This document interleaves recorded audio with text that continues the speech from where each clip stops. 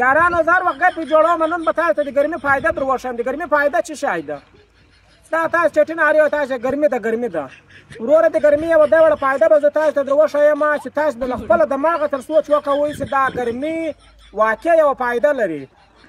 یوه فائدہ ماته معلومه ده، هغه فائدہ یې دغه ده چې وروره په ګرمي کې چې که ناست وې که ولاړ وې که پروت وې د تا به یخ نه کېږي.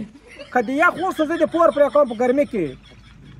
نورې فائدې کې پوښتنه کوئ له ډاکټرانو سره به پوښتنه کوئ.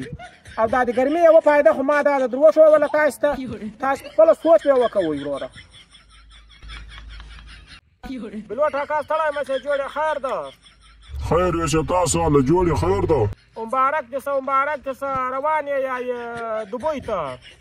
او بس دوایو در اپس کوي که خدای کول ما اراده ما ټلیفون به درکړم. ځه الله پاک دې خیر ورسوه.